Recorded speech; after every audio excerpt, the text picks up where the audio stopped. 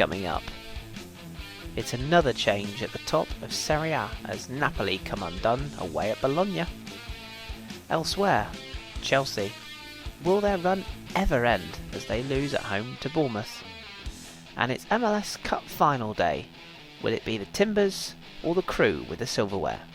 All that and more on today's Football Hipsters podcast.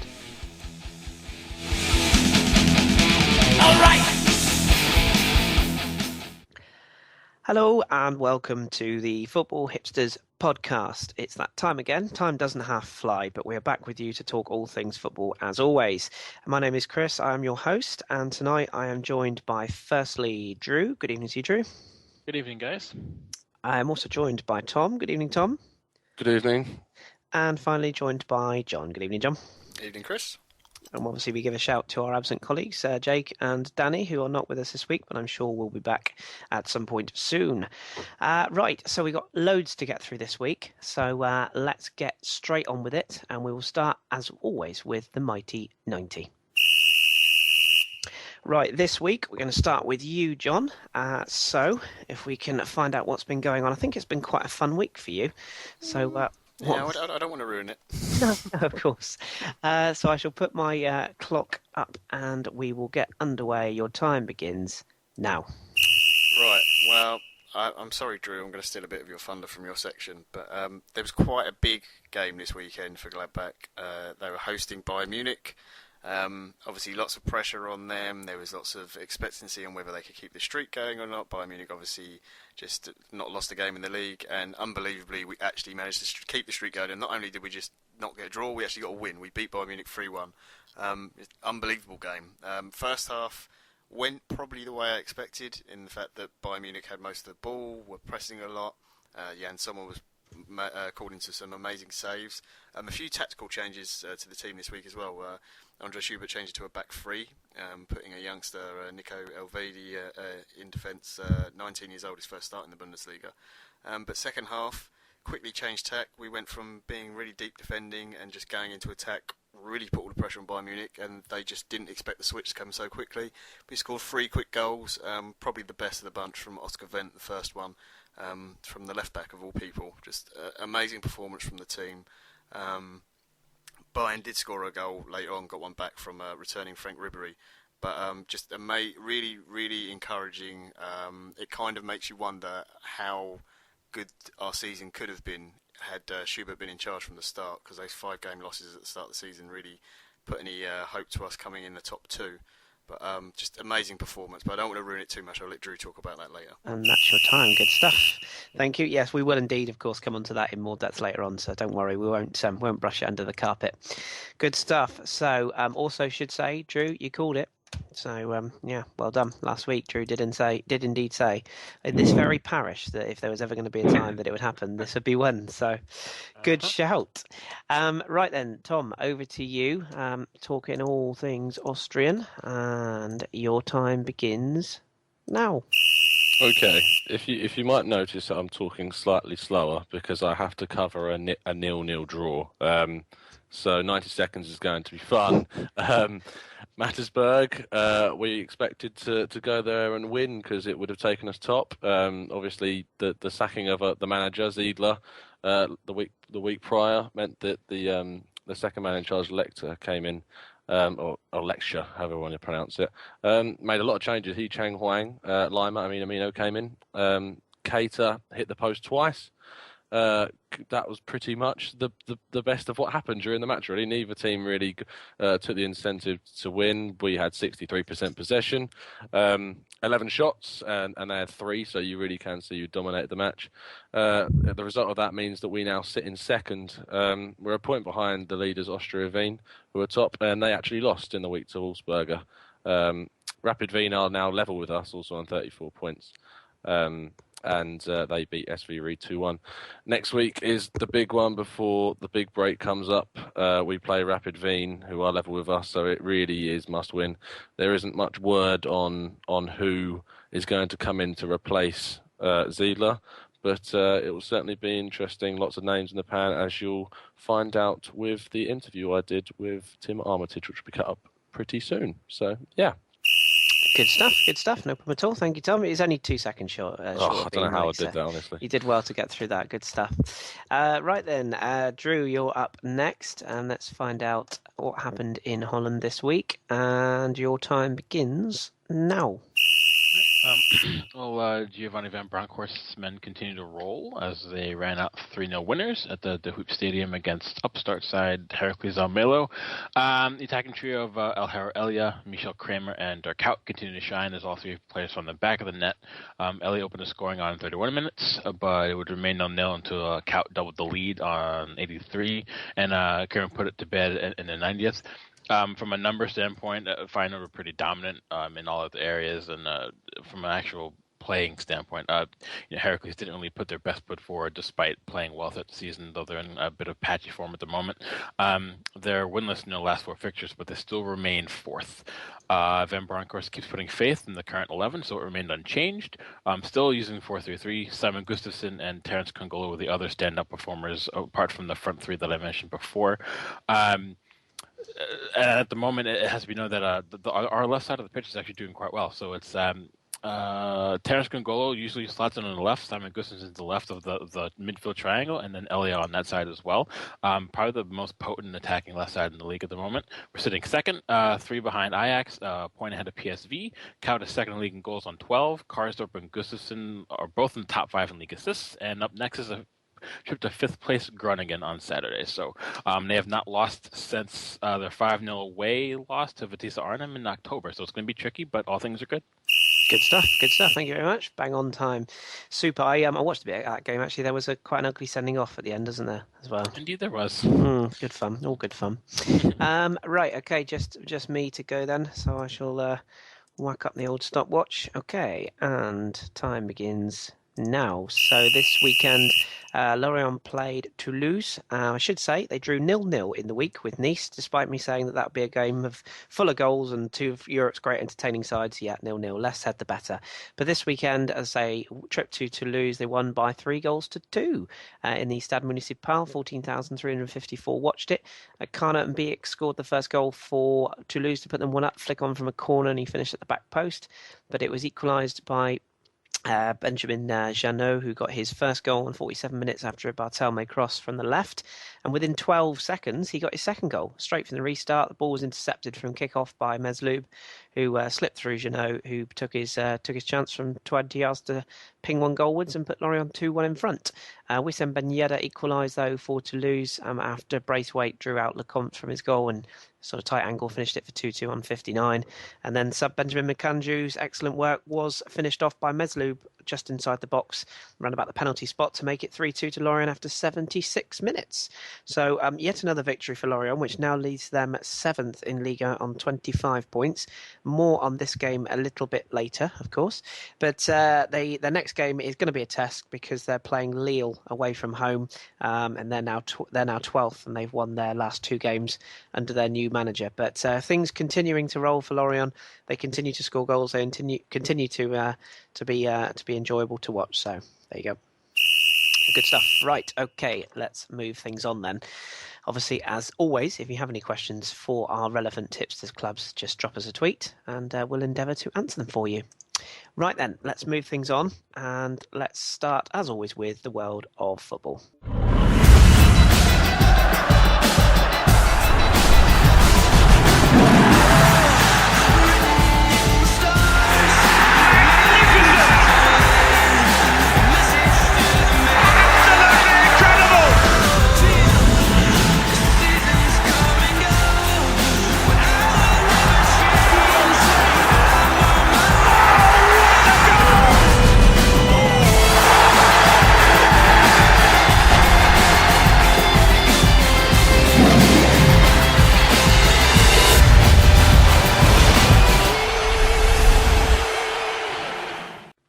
Right then, this week's World of Football, we are going to start this week with John. We're going to start in Serie A.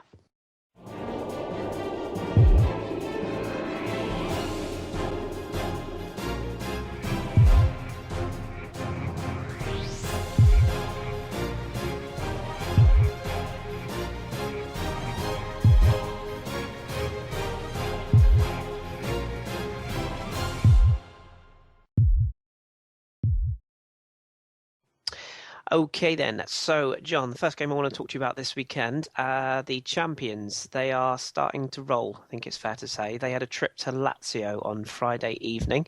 It's a very, very good result for Juventus. Talk us through that, and a certain player with a hell of a goal in that game as well. Yeah, a fairly comfortable and pretty routine 2-0 win for Juventus at Lazio. Not so good news for Lazio.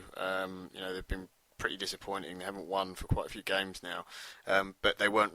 Nobody really expected them to get anything from this. They haven't beaten Juve at home since 2003 in Serie A. Started off, actually looked okay at the very start, but after 5 minutes of pushing forwards and attacking Juventus, Juve came into Lazio's half of the pitch. First attack of the game, Alexandro breaking down the left, fired in the cross, sort of got half cleared, fell to Dybala, who then rifled it across the box, basically hoping to hit Mandzukic, and Gentiletti put it in his own net. And then Lazio, their heads just dropped. They've just been in such terrible form that I think it's less about the playing ability and more about the sort of mental effect it's having on the team. And then Mandzukic showing some great skill, holding the ball up. This is all in the first half. And holding off it was 4 players in the end, and just sliding the ball across for Dybala, who controlled it with his right foot, not quite correctly, so it flicked up in the air, but not enough to his liking, so he then volleyed it up a bit higher with his knee, and then volleyed with his left foot into the bottom corner from about 25 yards out. Really, really good goal, well worth watching. Interesting stat that I found out actually from watching this game is Dybala has now scored 7 goals and got 3 assists in his first 15 games for Juventus, which is exactly the same record as a certain other Argentinian who used to play for Juve named Carlos Tevez. So he basically was brought in to be the sort of Tevez replacement, and he's really doing it for him. Yeah, it was only a matter of time when it just needed to settle. A lot of people wrote him off far too soon. So, you talked about Lazio there. I mean, 12th in Serie A now, 4 losses from their last 5 games. It's just gone off a cliff for them, hasn't it? Yeah, there was just really poor performance. There doesn't really seem to be any fight in the team. Biglia, the captain, was in tears at the end of the game. Just more in the way that things are going at the moment. Candreva has looked completely outsourced this season. There's a lot of talk that he was disappointed he didn't get the captain's armband. Felipe Anderson hasn't been the same player that he was last year. They missed Stefan Lulic in this game, although I don't think it would massively help. He suffered a bizarre injury in the gym in training, apparently losing the tip of one of his fingers. He's undergone surgery, so we're hoping to find out more about that, and hopefully he's okay. But yeah, just everything seems to be going wrong for them at the moment, and Pioli under some serious pressure there. Yeah, there's only 4 teams that have conceded more goals than them, and I think 3 of those are in the bottom 3, and the other one is Sampdoria. So, I think that's probably the issue, conceding goals. Let's move it on to another. It's very title-heavy, this roundup of this weekend's Serie A, because it's probably the most entertaining of the weekend. Roma, kind of a bit of an odd game. Not a lot happened until the final few minutes as they went away to Torino. What happened in this one?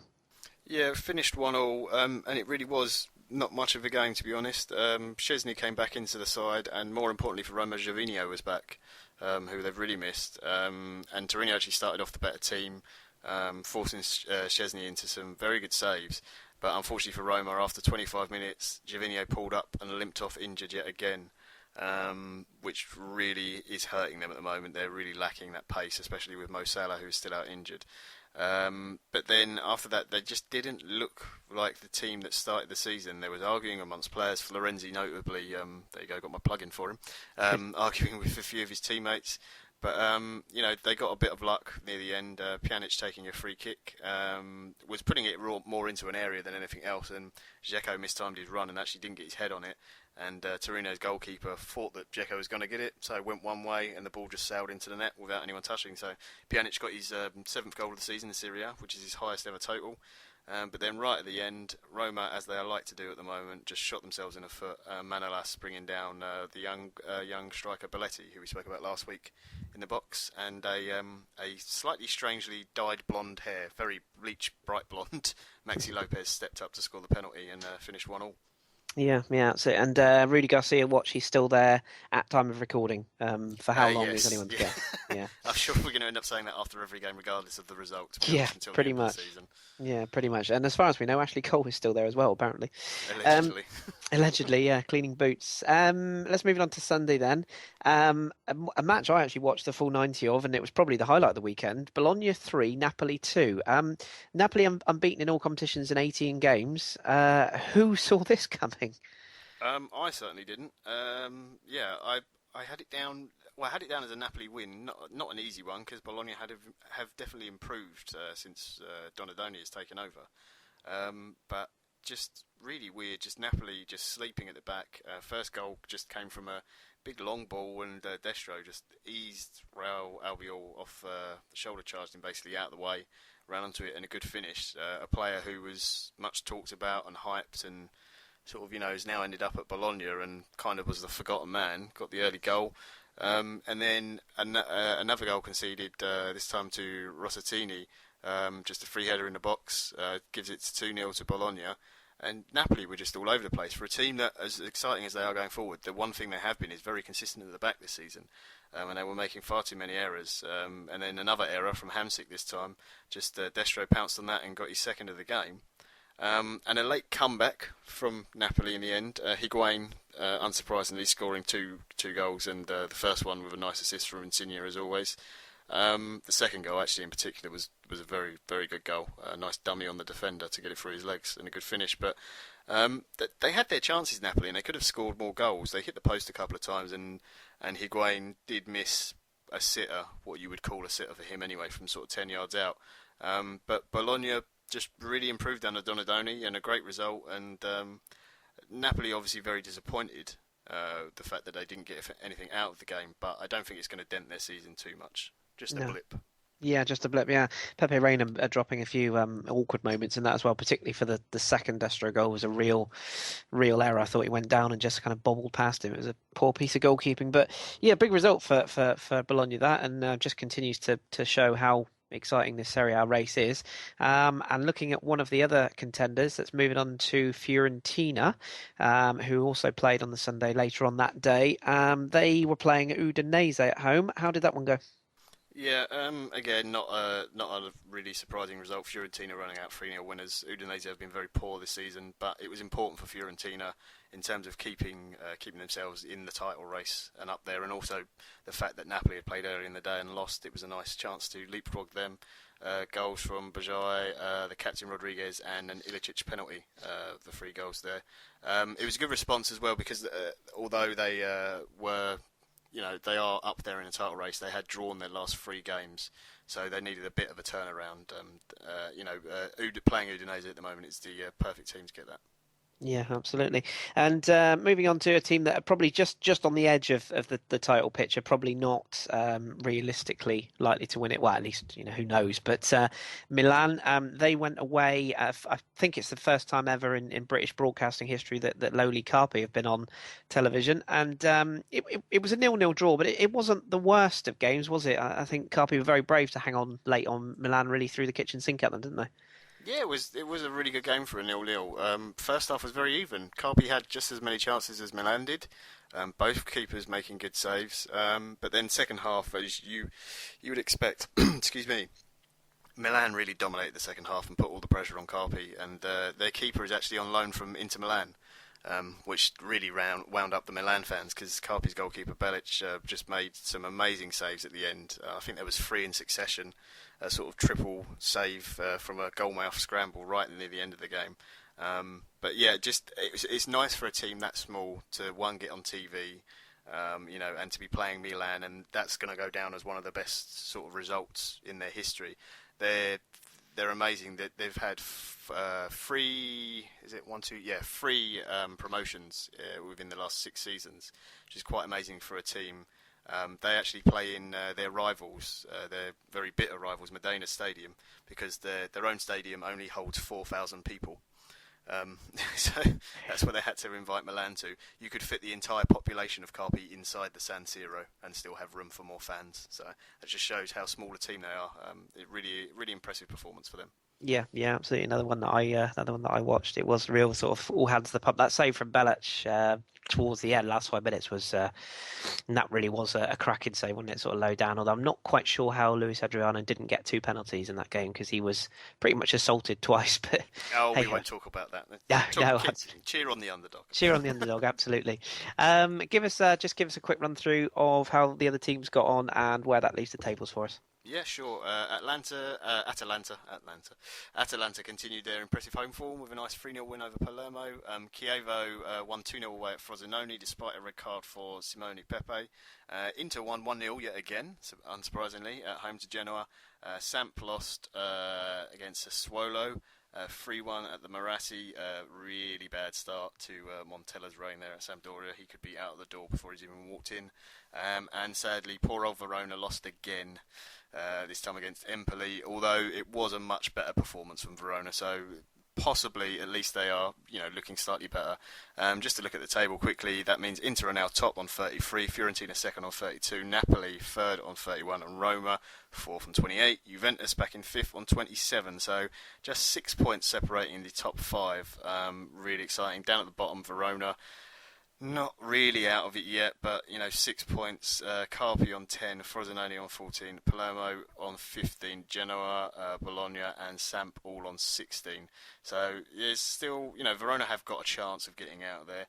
Just in terms of a little bit of news, I just wanted to give out Sebastian Frey, who I'm sure some Arsenal fans will remember him, absolute Arsenal legend that never played for the club, has finally announced his retirement, and he's. Interesting is that he's third on the all-time list of appearances for foreign players in Serie A, only behind Javier Zanetti and Altafini, who, if you heard that name, you probably think is Italian. Some people might not know him, but he's actually a Brazilian-born striker, better known as Mazzola, who I'm sure some people will remember, played for Juve, Napoli and Milan. And also another possible retirement is Luca Toni has announced this week that if he can keep Verona up this season, then he will retire at the end of the season, because it'll be a perfect way to end his career. Yeah, God bless him. Just looking at that table as well, Sampdoria falling at alarming level, as are Palermo. We'll have to focus on them at some point, perhaps next week.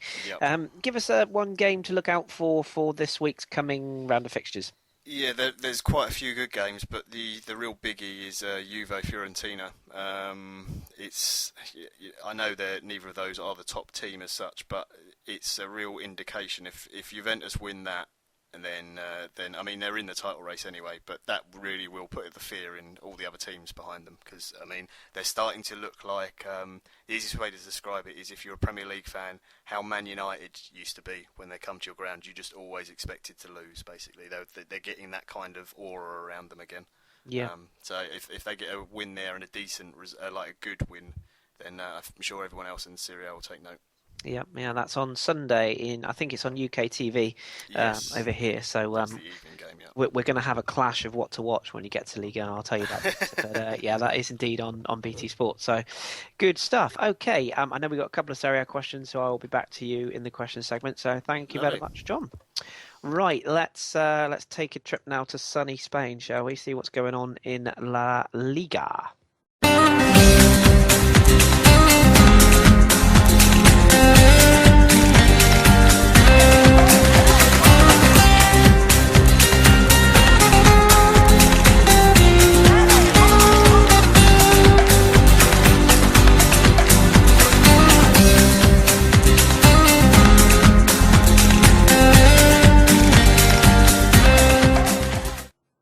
Right then, Tom, up you come. Let's start with Real Madrid. They had a certain French striker in their lineup this weekend.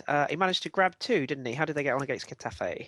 Yeah, they ran out 4-1 winners in the end. And I was tweeting from our account saying, 3-0. Oh, no, add one, that's 4-0 now. It was just one of those typical first half performances from Real Madrid. Benzema's goals were good. The first one was just a simple finish from a cross, and then the second one was rather strange. A cross was played in, and Ronaldo appeared to have been fouled. and he turned around and complained to the ref. But the play's still going on at this point, and the ball drops to Benzema, who smashes it in. Now, usually you'd be quite happy when your teammate scores a goal, but we're talking about Cristiano Ronaldo here. He's remonstrating with the ref, and he cannot understand why he hasn't received the penalty. And even after we're walking back to the penalty spot, he's still remonstrating with the ref, saying he should have got a penalty. So we can really see where his loyalties are lying right now. And then Bale got a fourth, just to finish off, a great finesse finish in the bottom left-hand corner. And then that was pretty much it in terms of Real Madrid. They could sort of set up shop there and thought, we've won this game. And you have to say that Getafe really won that second half. So Alexis scoring their only goal, and there's pretty much criticisms that they didn't kill off like the second half, and they really allowed Getafe to get back. There was no ruthlessness about the performance in the second half, even for a team that are winning 4-0 at half time. But no, for a team that got dropped out of the Copa del Rey, which I don't know if you want to talk about being disqualified. Yeah, just touch on that for the listeners who might not have heard about that. So basically, Real Madrid decided to field an illegible player, Cheryshev, the Russian. He's been there for a while now, and he's 23, 24 years old. And basically, when he was on loan at Villarreal last season, he picked up enough yellow cards or red cards, I'm not exactly sure, and it got him suspended for the next match. And Villarreal went out of that game. So coming into this year's tournament, suspensions roll over. Real Madrid were informed. And through that fax machine, that famous fax machine that cost them the David De Gea deal, and they didn't get that notice either, and played him, and now they've been shut out. So rather humiliating times for Real Madrid at the moment. Yeah, absolutely. How did their neighbours get on? Atletico, they had what on paper at least looked like a banana skin against Granada, who were sort of lower leagues or lower end of the league. How did they get on? They won, but it's surprisingly it's not a 1-0 win, which is probably more promising for them. Godin got the first one, great header, typical fashion. And then Griezmann scored a great goal in the second half. Played in, dummies it, and then gets it back from Koke and just smashes it in the top left-hand corner. I think if people cast their minds back to when Arsenal played Galatasaray in the Champions League, and you remember Podolski's hammering shot in the top left-hand corner from close range, that sort of finish, it was really, really well finished, and it wasn't a typical finish you see from the Frenchman. But no, they got the 3 points, and it sees them carrying on. They're consistent with their results, so it looks promising, and it's good to see they're actually killing off games now. Yeah, absolutely. And speaking of killing off games, that was something that Barcelona couldn't do as they went to Gary Neville's Valencia. Although it wasn't actually Gary Neville's first game, he was in the stands watching. But kind of a late goal and a wasteful Barcelona in the end, wasn't it? Yeah, it was interesting because Valencia went into the game with a lot of players out. They didn't have Feghouli, and then they didn't have Mustafi, their main centre back. They didn't have Diego Alves. He's been out for a while. They didn't even play Ryan in goal either. And Veza was the makeshift right back with Cancelo suspended. And they were up against the Barcelona side that were playing pretty much their strongest team with the front trio, Iniesta, Busquets and Rakitic in midfield, and Alba, Mascherano, Piqué, Alves and Bravo in goal. And it started off, as you'd expect, with Barcelona absolutely rampaging up the pitch and smashing shots at the keeper and wide of the keeper, which was actually more of the problem, that they really weren't being clinical enough. And it was until the second half that Suarez finally got in. And I say finally got in, he was actually offside, but it wasn't called up. A shot of the near post got it past Xiaoma in goal. But they didn't kill the game off, as you mentioned, and a great bit of play between Alcacer and Santimina. And Santimina, I tipped him to be one of the signings of the summer.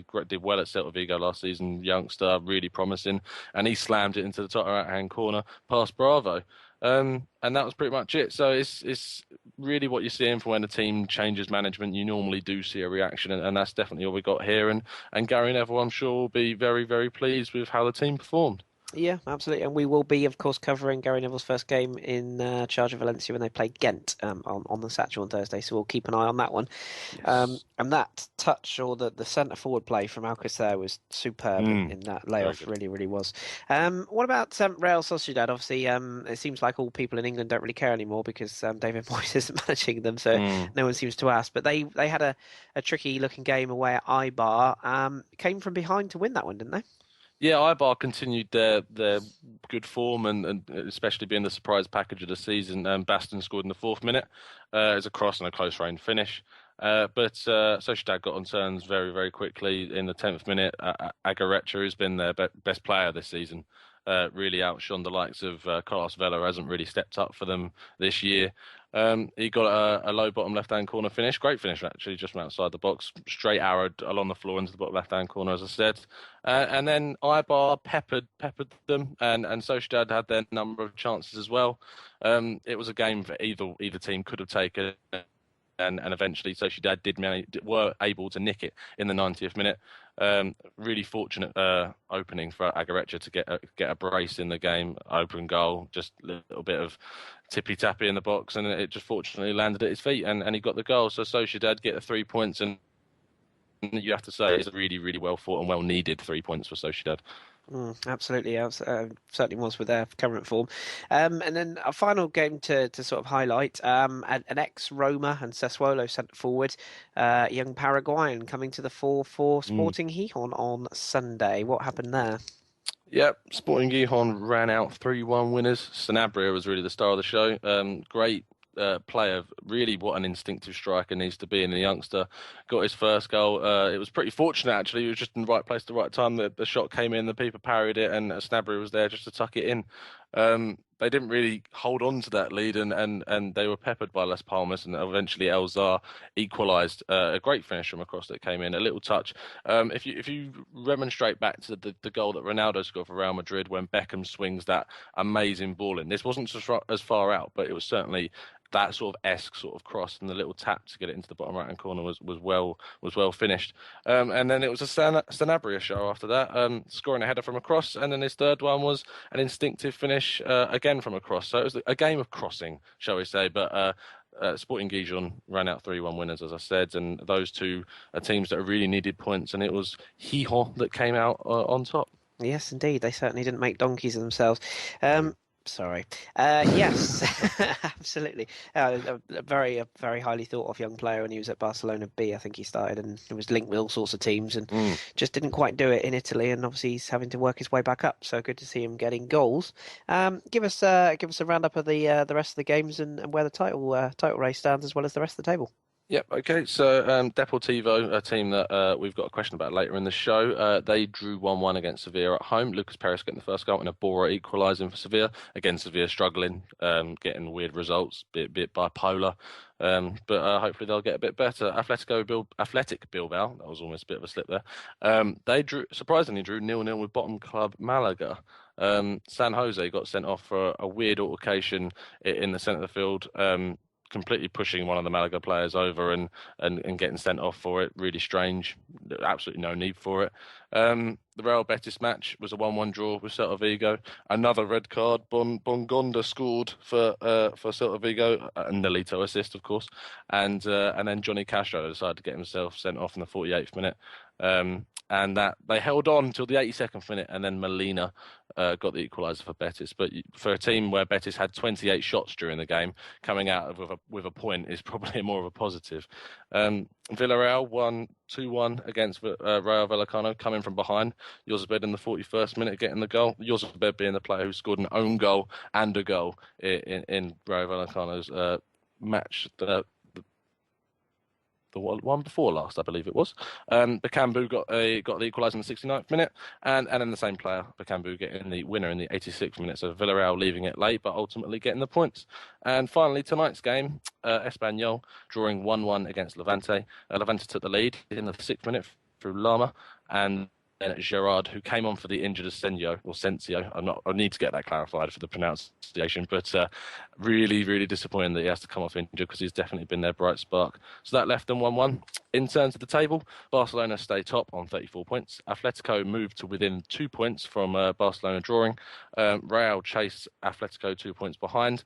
Celta stay fourth on 25 points. Definitely a gap opening up between the top three and the rest of the table. Villarreal overtake Deportivo into fifth on 24 points. Down at the bottom, Levante overtake Las Palmas to move off the bottom. Malaga are finally out of the relegation zone, overtaking Granada, who now fall into their place. And Sociedad and Gijón move into 13th and 14th respectively, overtaking Getafe and Rayo Vallecano. Good stuff, good stuff. And just finally, before we leave Spain, a game to look out for next weekend. Yeah, there's no real big hitters unlike with Serie A this week, but one I've picked out is Atletico Madrid against Athletic Bilbao. Both teams are in decent form, and it'll certainly be interesting to see if Atletico Madrid can really sustain that title challenge. Good stuff, good stuff. Thank you very much. And again, as always, anybody got any questions for anything on Spanish bits and bobs, please give us a shout. And we might have some news coming up soon about another interview, which is definitely one you'll want to tune in for. But we're still working through timings on that one, so hopefully we'll have something for you for next week on that. Right, thank you very much, Tom, as usual. I shall now hand over some certain reins to John as we take a trip to France and Ligue 1.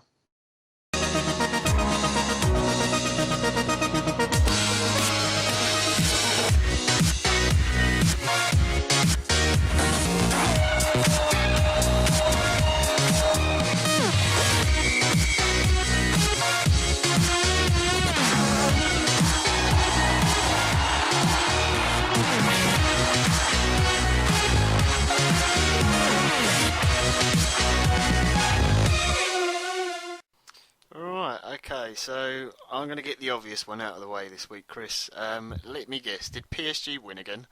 No, they were... Yeah, they won. Yeah, I'm afraid so. Yes, PSG ran out 3-0 winners against Nice. They were given a bit of a helping hand in this game, to be perfectly honest. They were 1-0 up after 35 minutes. Edinson Cavani doing what he does best from a yard, actually finding the net. Any further back than a yard, you're in trouble, but from a yard, he's usually pretty good. All the work done by Zlatan, and he was there to convert at the back stick. Pretty much couldn't miss. Even Edinson couldn't miss that one. And then they were 2 up just before half-time when Nice shot themselves in the foot. The Swedish international Nicholas Hult was sent off for being a bit of a moron, in truth, and Zlatan Ibrahimovic converted the penalty.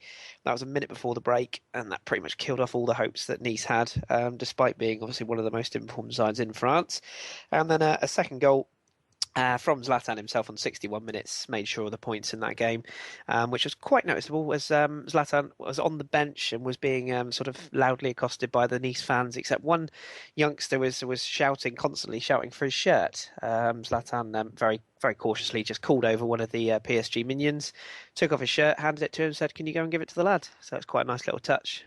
He gave his shirt to the supporter. So PSG running out 3-0 winners, comfortable. They are now Europe's top 5 leagues. They're the only unbeaten side in Europe's top 5 league now.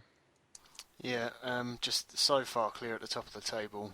They may as well give them the trophy now, to be honest. It's getting a little bit ridiculous. But as for the rest of the league, it's very exciting. So how are the sort of surprise package of the season Angers getting on? They just keep winning, much like Leicester City in the Premier League, but we'll come on to later. They just don't show any signs of dropping off. They faced Lyon on Saturday night, or Saturday afternoon as it was, in the first of the Saturday games in Ligue 1, and they came away with a 2-0 win. Angers did. Sheikh Ndoye, who's really starting to get a reputation as being one of the stars of this team. He sort of plays in the holding midfield area, and he scored with 2 headers in the 17th and 81st minute of the game. Lyon, once again, all things are not good there. There's been a lot of sort of rumour about the coach Fournier's future. Obviously, we had a question about that last week, and sort of things continue to rumble on about what's going on. Just a couple of bits of information for you on this one. Jean-Michel Aulas, the outspoken Lyon president, had a couple of quotes from him this week. He said, "I'm not putting pressure on anyone. I just feel that the reality in this situation is I'm listening to my players. When I see the way in which Beauvais left the pitch against Nantes, he did not shake the hand of his manager. That hurt me, especially from a boy who's tripled his salary and has been given a chance to play in the Champions League." Just to sort of let everyone know, basically, there was a full midweek programme in Ligue 1, whereby Nantes played at home to Lyon. It was a 0-0 draw. It was actually 3 0-0s on Tuesday night. And Claudio Beauvais was substituted, completely ignored his manager, completely ignored his teammates, and stormed straight off. So all things are not well there. And as we said last week, there's a lot of talk of fractions in the friction in the dressing room, fractions between the players.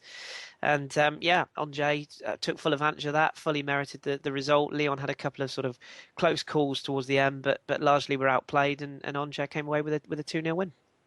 I saw some fantastic quotes that were taken from before the game saying how Lyon had to really look out for Ndoye and especially be cautious from set pieces and how they were going to concentrate on that. Yes. So I'm Didn't work guessing out they well. didn't do that. I should also mention as well with Claudio Bovu ahead of their game against Angers.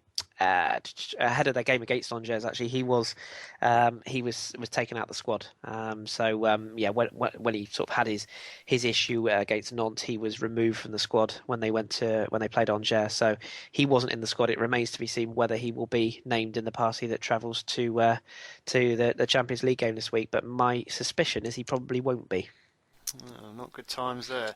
Let's talk about another team who kind of been forgotten now as they're not sort of spending the money they were, Monaco. And there was I actually managed to see the goal from this game. There's an amazing assist from Fabinho in this game. Yes, yeah, absolutely fantastic.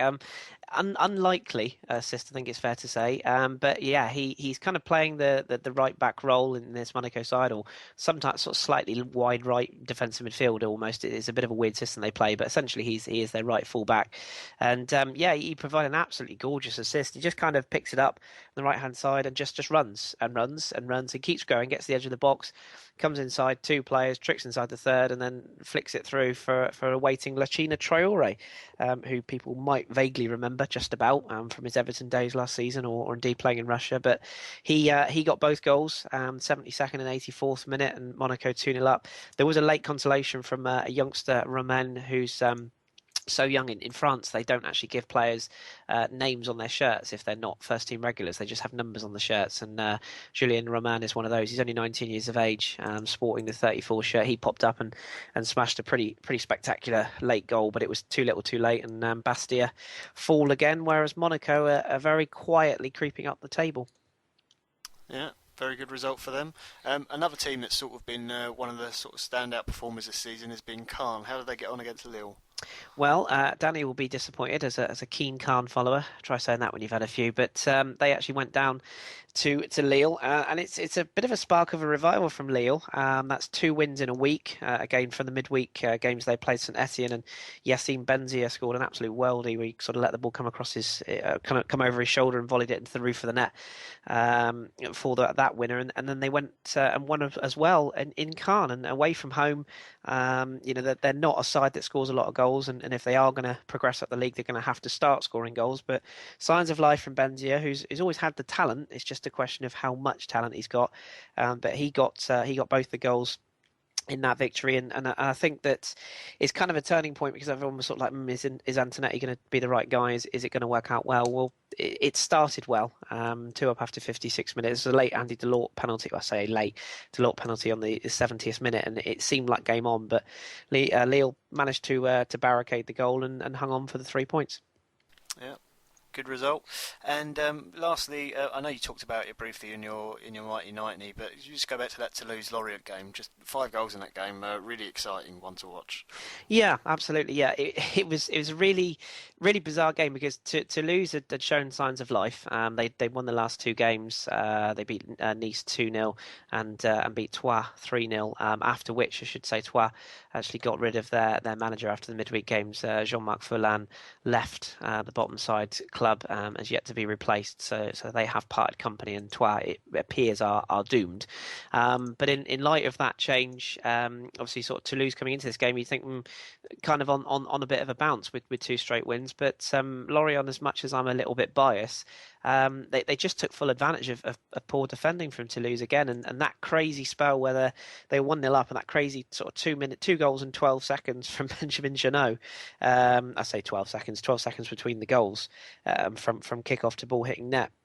And they just didn't concentrate. The first one was sort of a defensive lapse, where sort of misplaced clearance, and the second one much the same, straight from kick-off, giving the ball away, and Jeannot, who was only in the side because McAndrew was given a rest, sort of took full advantage and got the goal, and obviously Lorient 2-1 up.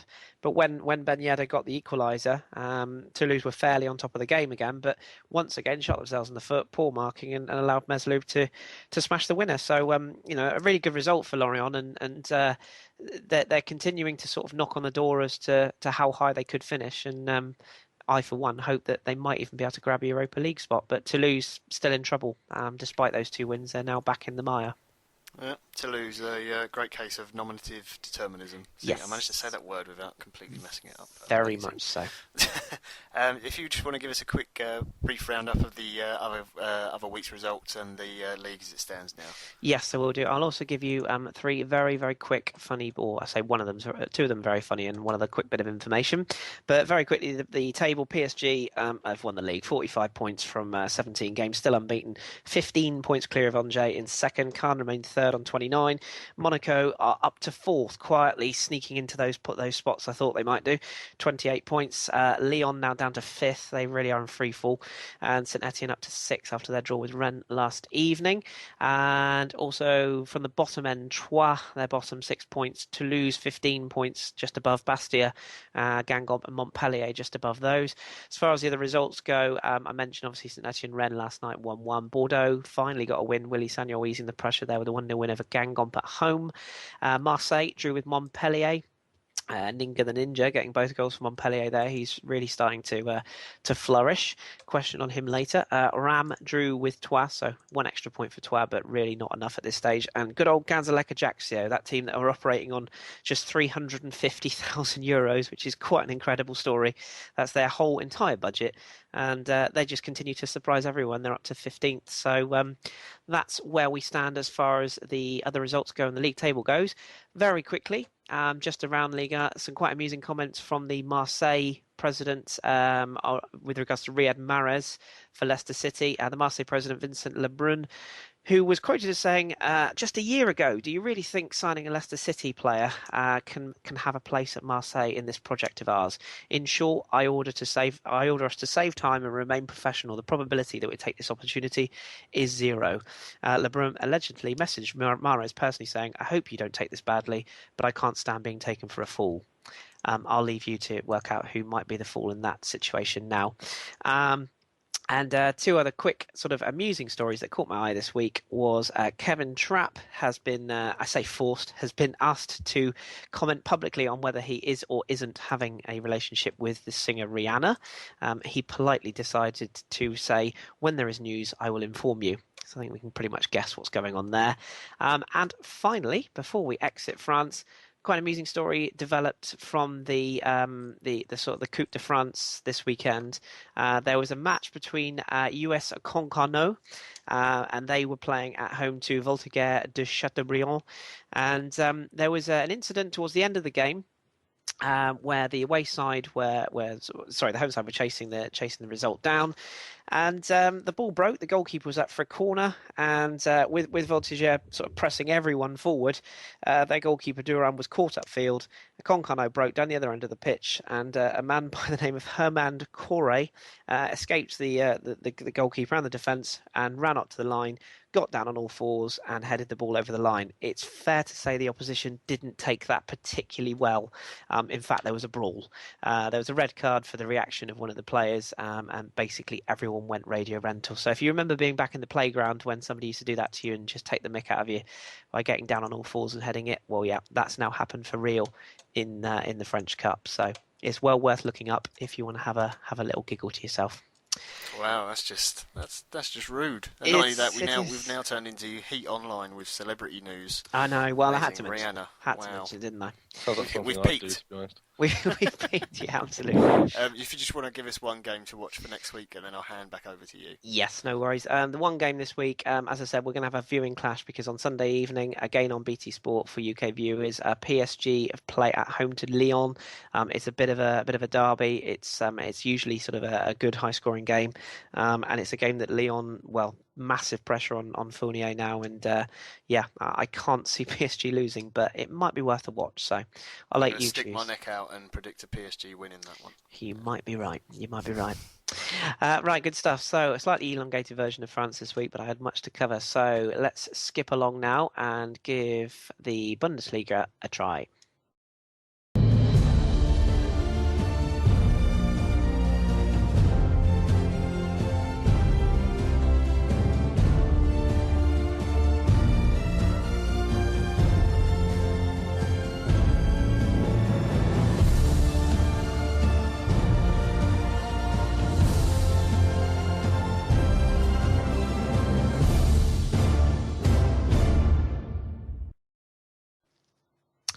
Right then, Bundesliga this week. Drew, what's been happening? Quite a few big fixtures. Let's start with Leverkusen and Schalke, which, granted, when you look at the weekend, wasn't particularly going to be necessarily the biggest fixture of the weekends of the weekend's games. But I've picked the wrong one, haven't I? Sorry, I've picked the wrong game, haven't I? Sorry, I should. Leverkusen. I was going to say, I should have said Hertha Leverkusen. See, I was looking at the wrong games. My apologies. Talk to us about Hertha Leverkusen. Well, it was a match of periods. And honestly, Hertha, as I said before, throughout the pod, they lack a consistent goal threat that isn't Solomon Kalou. So it probably should have been won by a larger margin. They were up a man for 74 minutes. Sebastian Bonisch got sent off in the 16th minute, given a straight red. So Leverkusen actually probably could be considered a little bit lucky to get out with just losing 2-1. If it was if it was a team like Gladbach or Dortmund or Bayern, it probably could have been a worse scoreline. Hertha did open the scoring through Vlad Drina in the 7th minute, and they enjoyed a spell of relative dominance. But our friend Javier Hernandez restored parity in the 29th minute, so he's continuing his goal scoring form now. And actually, 2 minutes after that, Jonathan Tah hit the bar. And despite being down a man at that point, so Leverkusen actually went 2-1 up, being down a man, and they could have just maybe defended for the rest of the match and maybe nicked the 3 points, but luck wouldn't really fall there for that way at the moment. So, but they played stride for stride with Hertha up to the point where John Anthony Brooks actually headed home in the 60th minute. After that, Leverkusen didn't really offer all that much until maybe the last 5-6 minutes of the match, where they created a bunch of chances to try to get level again, but they really couldn't at that point. Could have been a different match, like I said, if Bonisch wasn't sent off, or if Tah actually converted that chance where he hit the bar instead. But it shows that Leverkusen remain inconsistent. For a match or two they'll play well, and then for another match or two they won't play well. Hertha, they've won 4 of the last 6, and they're not really scoring as many, but they're not giving up as many. They have one of the more solid back fours in the league. They defend well as a unit. So that result sees them climb 4th, and Hertha there's still question marks over them for this season. Yeah, absolutely. Sorry for my flub there. Let's get back on track with regards to orders. Let's go back to Mönchengladbach and Bayern. Obviously, John gave us the basics of the game in the mighty 90 there. But as I said in the lineup or the start of the lineup, that you did predict this was every chance that Gladbach could have done this. They were full value for this win as well, weren't they? It wasn't any fluke. I wouldn't necessarily. I don't know. John might not have time to argue with me. It could have been a different result. Bayern, as John mentioned a little bit before, Bayern did come out in usual Bayern fashion. They were dominant in the beginning, and if Bayern puts an early chance or 2 away, they could have won. Gladbach, I don't know if Gladbach would have gotten trounced, but they could have lost. But the truth of the matter is, when you look at it, though, Götze, Alcantara, and Bernat were already not fit, and then when you add Alaba, Robin, and Costa to that, that's a huge difference, because if any of those players are fit, Kingsley Coman hit the bar in the 25th minute. If those players are fit, Douglas Costa's playing and Kingsley Coman isn't, or Robin's playing, Kingsley Coman isn't, and you would bet those 2 players would convert that chance. Would maybe Coman, he's been playing well, but he's young, and maybe that little bit of inexperience is the difference maker in that. So that could be one instance of that. Bayern had far more chances in the first half. They just didn't capitalize, and we've seen before this season that Bayern sometimes, despite their dominance, they can be very, very wasteful. We saw it against Arsenal as a prime example. You see it in this match as well. And Gladbach are one of those sides where they'll punish you because they have goals on their side. They'll punish you if you don't convert the chances. So, Bayern couldn't pull an escape back like against Augsburg or Hoffenheim they did earlier this season. Oscar Wendt, Lars Stindl, Fabian Johnson all were amongst the goals. Fabian Johnson continues to be a driving force in that Gladbach side right now. And you and I talked about earlier in the week, he's not reinvented as a midfielder, but he's being used in a way in that role that are bringing out his best qualities. But despite all the chances that Bayern created, you can't really take much away from Gladbach. They took their chances where Bayern didn't, and at the end of the day, they got the 3 points. And because of that, they're climbing. They're keeping. They're climbing further and further up the table. And as I said earlier in the pod when we first started, despite their slow start, you have to peg them for a top 4 finish at this rate. So. Yeah, I agree. It's like, as John touched on in the Mighty 90 earlier on, if Andre Schubert had been there, Andre Schubert, sorry, I keep saying Schubert, I always say that, Andre Schubert, had he have been there, No, you're right. Had he have been there, I wonder, just how hard they could have pushed for a title race this year. I think, although they are up to third, of course, which we'll come on to, but yeah, it'd be interesting to see how they continue. Talk to me about Hamburg. Now they've been reinvented, this season. Really struggled over previous seasons, but they were on a decent run, and that came crashing to a halt in surprise fashion against Mainz. Don't really know if it's a surprise. I've mentioned before. I don't know if it was the last part of the pod before, but Mainz is actually a sleeper for a higher finish than people would expect. Hamburg's been in good form, and they intended to take that form back at home. But I guess Mainz kind of had other ideas. From the off, Hamburg was in control. Yaro Sampero did put the visitors ahead early on, but Hamburg was still on the front foot throughout, and you would probably put money on them equalizing before the break. But after the break, Sampero doubled the tally and put them 2-0 up in the 51st minute, and at that point, Hamburg was sort of desperate.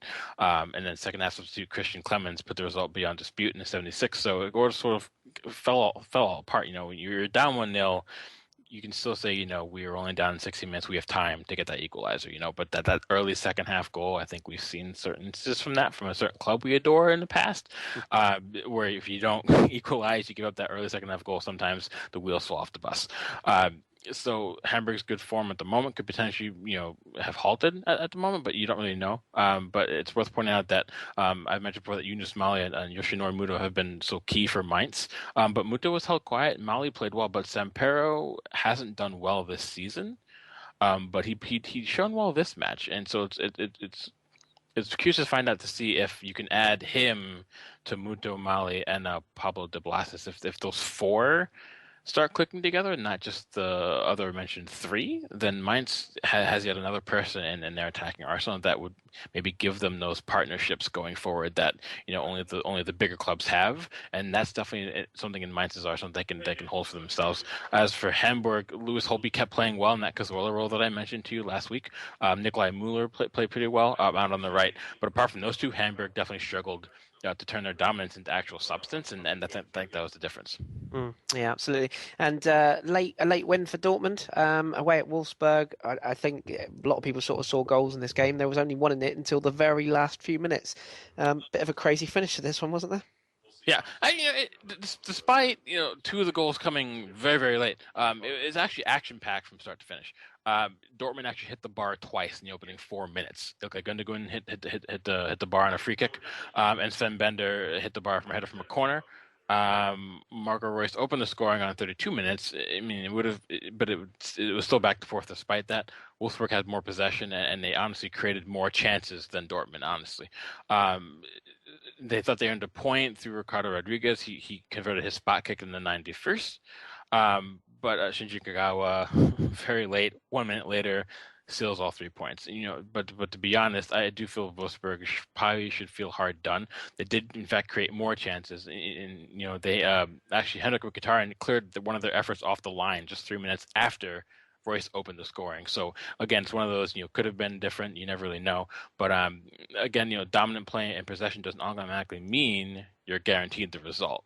And this is the result that both Gladbach and Hertha wanted. And now because of that, Wolfsburg dropped down to fifth temporarily. There's plenty of time left. They do have the quality, so they'll be fighting for that third or fourth slot. But this is the one that John wanted, and John got it. So there you go. Yeah, absolutely. And just the final game before we look at the table. Marvin Hitz had a superb game, save after save, and was really kept Cologne at bay in Augsburg's 1-0 victory away at Cologne in that match. But despite Raul Bobadilla scoring the goal, it was Hitz that grabbed the headlines, wasn't it? It was, and it was. It could have gone either way. Augsburg were the better team on the whole, but only by a slim margin. But they gave up just as many chances as Cologne did. In fact, both sides combined for 44 total shots, which is absolutely ridiculously high for a normal, I guess Bundesliga match, I suppose. I don't know, but Augsburg were just a little bit better overall. Marvin Hitz did play well throughout, though. Despite the little antics he had, Anthony Modeste had a penalty in the first half, I think it was, or early in the second half, where before giving the ball to Modeste, Hitz can be seen on camera digging up the pitch around the spot, and eventually Modeste slips and scuffs his penalty shot. No, Hitz still had to save it. But it's definitely not an effort you would have seen from Modeste hadn't he slipped, because he's been a good goal scoring for him. He does have a he's a good finisher in front of that, so you probably would have expected him to sort of slot that home if it wasn't for him slipping on the exact patch that Hits sort of dug up. And 6 minutes later, Raul Bobadilla put the visitors ahead, and that would be the only goal of the match. But it's actually worth noting real quick that 19 of Cologne's 22 efforts all match were inside the penalty area, and 12 of those 22 were from set pieces, not including Modest's spot kick. So, Augsburg did block 6 of their efforts, but Hits had to play well, and they did give up chances. So if it's another day, if it's maybe another team that are a better quality than Cologne, then Augsburg probably would have lost. And then as who just pointed that out in the chat? Yeah, and as John pointed out, there's going to be retrospective action taken against Hits, which honestly, for me, is fair. I don't know if you guys know much about hockey, but it's similar to if someone skates into a hockey goalie's goal and sort of scuffs up the ice. It's going to mess up with the goalie's ability to make a save. So in this instance, that's I would say it's a little bit of cheating. So I think that's the right call there for sure. Yeah, he's come out since and said I was a little bit sorry, maybe I shouldn't have done it, and yeah, I think he knows he's going to get charged, but more on him later. Okay, good stuff. Give us a quick roundup on where that leaves the table and the other results from the Bundesliga this weekend. Well, just the other results real quick. Schalke ran out 3-1 winners at home against Hanover. Johannes Geis, Klaas-Jan Huntelaar, and Franco Decento found in that. Ingolstadt actually were up 1-0 against Hoffenheim, and then in the 5th minute of stoppage time, Hoffenheim equalized and sort of stole a point there, so they feel a little bit hard done. Jürgen Kramny got his first point as caretaker manager for Stuttgart. They drew 1-1 at home against Werder Bremen. Ironically enough, both those sides have the 2 worst defensive records in the Bundesliga, and somehow only 2 goals total in that one. And then in the final one, where is it? I'm sorry. Darmstadt traveled to Eintracht Frankfurt and registered their first 3-point haul since October 17th. They won 1-0, and the only goal coming from Aitak Sulu. As for the table, Bayern still top on 40 points. Dortmund second, 35. Gladbach and Hertha are tied on 26 for third. Wolfsburg are in 5th with 25, and Schalke in 6th with 24. And for an upcoming fixture to watch out for, Leverkusen versus Gladbach. Gladbach's coming in on a high after the result, and I know John will agree. And Leverkusen should feel that they should probably be doing a little bit better with the quality that they have, and we've talked about them before. So it's a test for both clubs if Gladbach can build on that result, and if Leverkusen finally maybe sort of give themselves some consistency moving forward. Yeah, absolutely. And of course, Leverkusen and Wolfsburg both involved in crucial Champions League games this week, which we will indeed cover on the Satchel. So and Gladbach. Stuff. And Gladbach, of course. Yes, he meant Gladbach. But sorry, I meant who could still qualify, but you're right. No, absolutely. And of course, Bayern. Yeah, we shouldn't leave anyone out, but and don't forget the Europa League sides as well. But hey ho, lovely job. Okay, thank you, Drew. That's as brilliant as ever, and I apologise again for trying to invent a fixture that had already happened 10 days ago. Never mind. Right, let's draw a line to there again. As always, give Drew a tweet if there's anything you want to know on Bundesliga. Right, I'm going to hand over the reins once again then, as we come back to England and we look at this week's Premier League.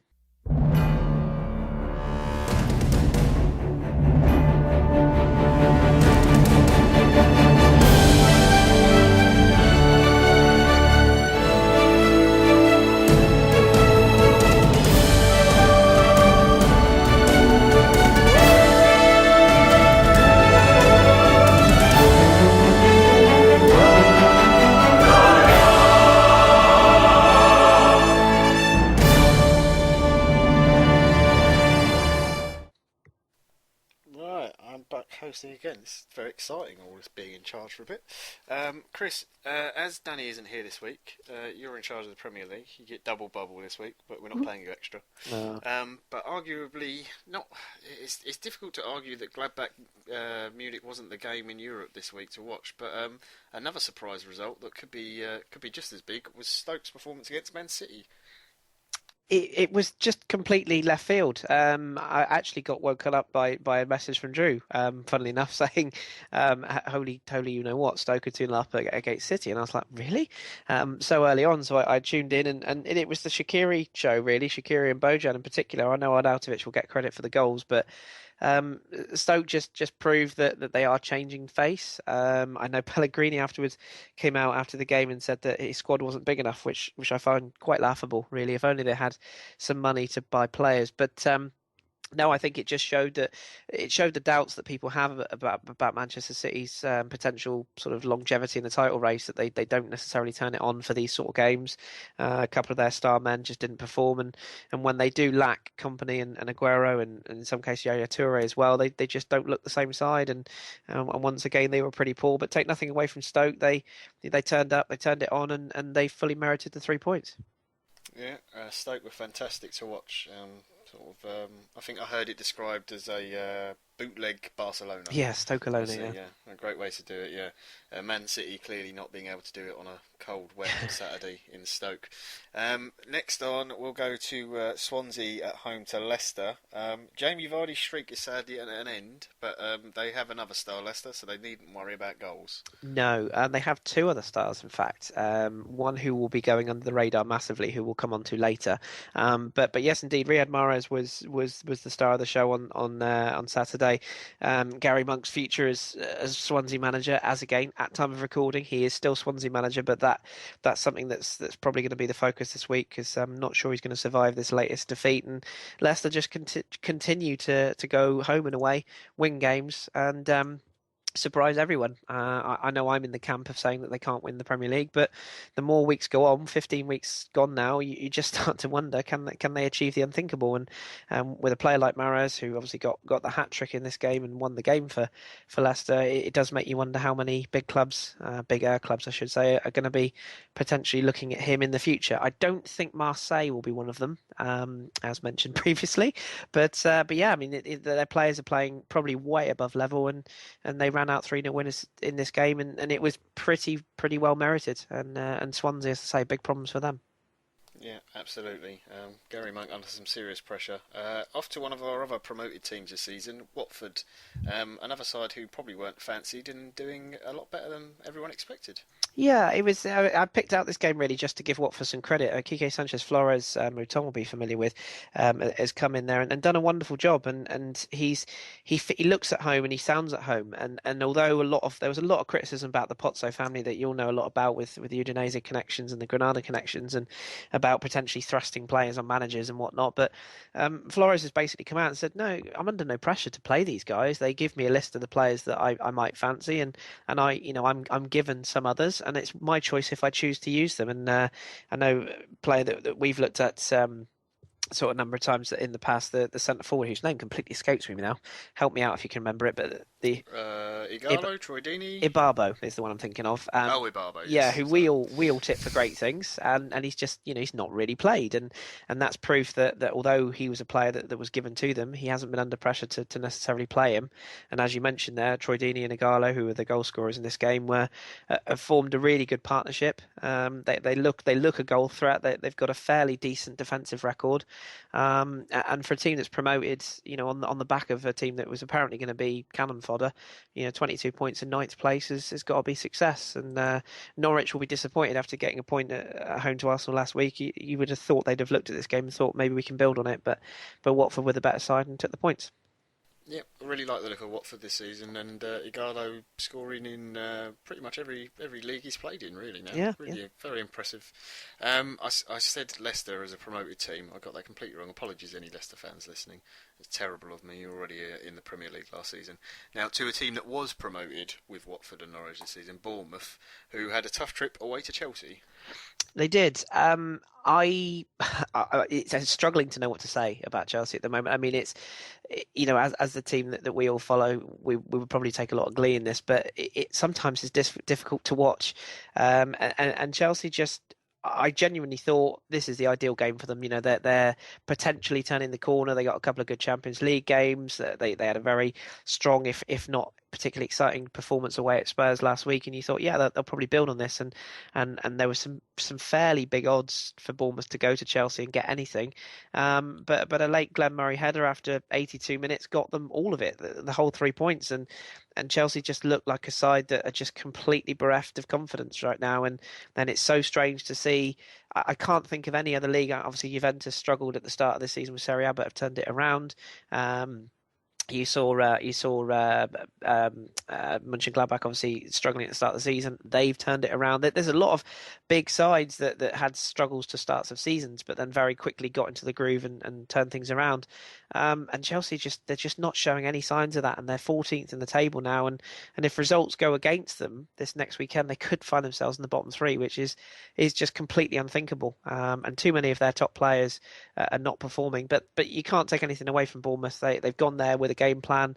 Their coach Eddie Howe, who's a very likable chap personally as well. I've had the pleasure of meeting him, and he's very, very down to earth, very honest. And all the people that were criticising him and saying, oh, maybe you should go back to basics and try and play your way out, sort of with a bit more long ball and a bit more physicality. He said, no, I want to play football.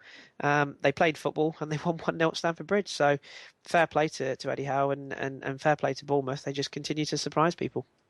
Yep. Maybe we should stop being surprised if Chelsea keep dropping points, because I keep expecting the penny to drop and them to turn the form, but it's just not happening. And now we're in December. Yeah. I even saw a Chelsea fan the other day tweet that he was hoping that they threw the game against Porto so they could get into the Europa League, because he saw that as a realistic chance of winning that to get back into the Champions League next season, more than getting top four. Says it all. Just says it all, what the confidence they've got. Yep. Last game I wanted to talk about, another big upset, was Newcastle and Liverpool. Yes, I think upset's fair. Some very big odds for Newcastle to win a home match at the start of play. I think they were something like 5-1 to win a home match, which is quite staggering, really. But yeah, free scoring Liverpool on the back of a 6-1 win at Southampton in the Capital One Cup in midweek. They kind of rode into town, and a lot of Liverpool fans were starting to sort of talk about potential title push, and everything was rosy in the garden of Klopp, but. They came a cropper here, and Gini Wijnaldum, who usually when Newcastle do play well, he's usually at the centre of it, and he was again today. His sort of pace and power and directness got the opener, sort of deflected in off Martin Skrtel, no matter how much he tried to claim it. I think that's going to go down as an own goal, and then he got the late sort of breakaway second.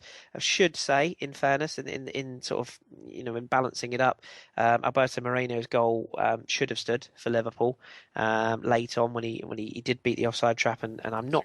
Great ball through as well. It really was, yeah. I'm not sure whether he meant the finish or not, but either way, it was a hell of a finish as he lobbed it back over Rob Elliott from an angle. But yeah, that goal obviously wasn't given, and Newcastle went on to get the points, and it was a massive result for Newcastle. The question is with them, if you speak to any Geordie, is how they respond now, because they've won the odd game in front of the cameras this season a few times, and then gone on to proverbial mess the bed. So it'll be interesting to see where they go in their next match, and whether they can take this momentum, because they're away from home at Spurs next Sunday. So you've got to think that that's going to be a real test of their mettle. Yeah, absolutely. And Liverpool do not look the same team when Benteke is up front since Klopp has taken over. No. I'm not sure he quite fits his system. No. But anyway, we should see more on that, I'm sure. If you just want to give us a quick roundup of the other games in the league and the table as it stands. Yeah, absolutely. So tonight's game we'll start with that ended in a 1-1 draw between Everton and Crystal Palace. Danny's game of the week last week, Manchester United 0, West Ham 0. Yeah, less said about that one, the better. But Southampton drew 1-1 with Aston Villa, and Arsenal beat Sunderland 3-1. A goal in that game for Joel Campbell, and Olivier Giroud scoring at both ends.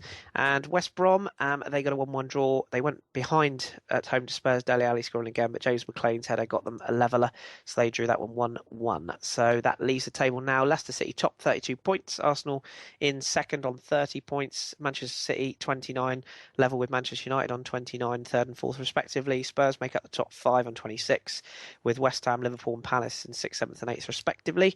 And then the bottom 3, Villa, 6 points, still remain bottom. Few signs of life against Southampton, but a point probably not enough. Sunderland back into the bottom 3 this weekend with their North East rivals Newcastle in 18th on 13 points. AFC Bournemouth, they're up. They're out the relegation zone in 17th, with Norwich, Swansea and Chelsea just above them in the table. And I will just pick out one game to follow Premier League wise next week. Might be a little bit biased, but I actually think Aston Villa Arsenal might be a really good game next weekend. Tottenham Newcastle is the other one to look at, but I think Remy Gardner's at least got Villa starting to play a bit of football, and with Arsenal's sort of injury record, it'll be interesting to see what sort of Arsenal's team turns up at Villa next week, and obviously with the Champions League games in midweek for Arsenal, that'll be another big test to see how they go away from home. So that's the one I'm going to pick out. Good pick. Right, I shall hand it back over to you, Kris. Good stuff. Okay, so that kind of wraps up the trip around the Big Five, as it were. So we're just going to do a very quick whistle-stop tour as we do the best of the rest.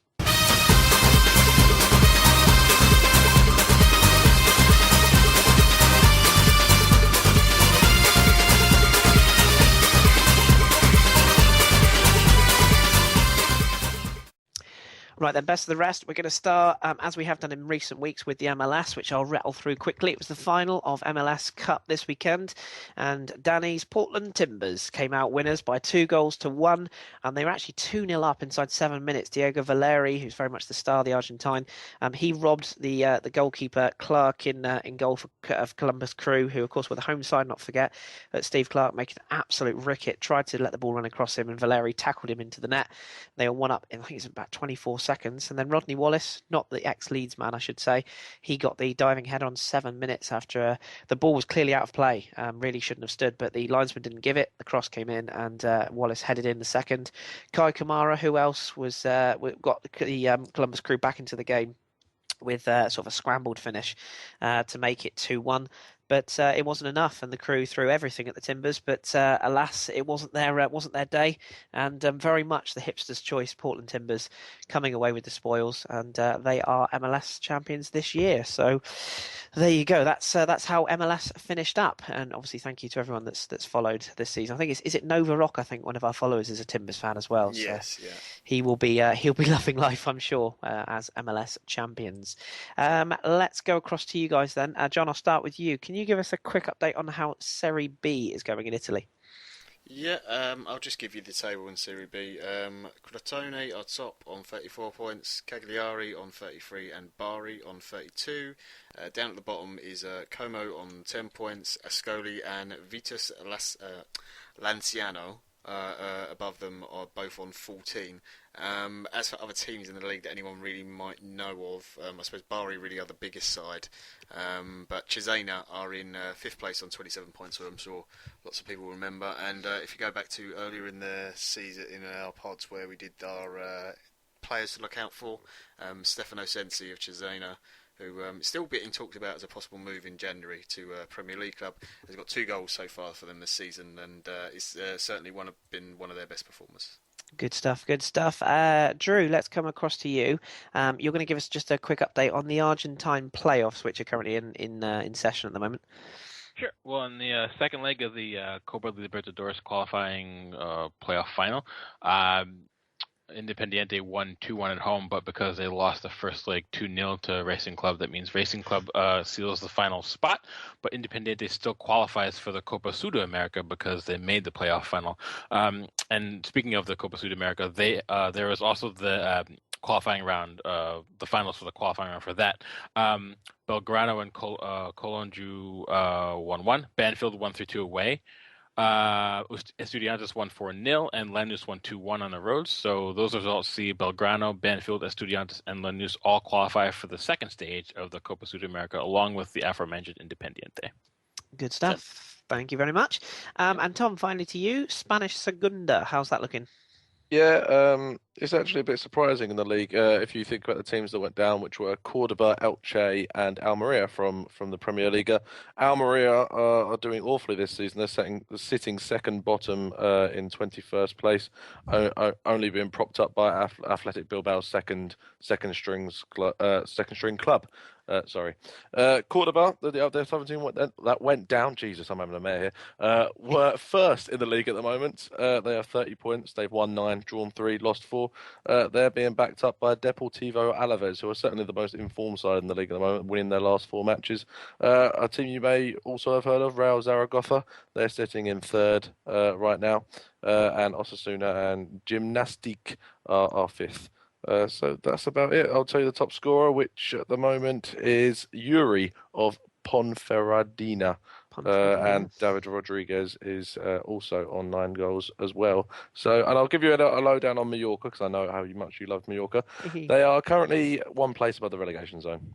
Ah, good. Can you pretend that they're somewhere else? I thought that was going to be all. They're 8th now, all of a sudden. Brilliant. That's fine. I'll take that. Yeah, I actually watched Ponferradina on Sunday morning. Don't ask me why. I just did. I had nothing else to do, so I watched them. Yeah, beat Osasuna 3-0. Anyway, right. Just a very quick one before we leave the rest of the world.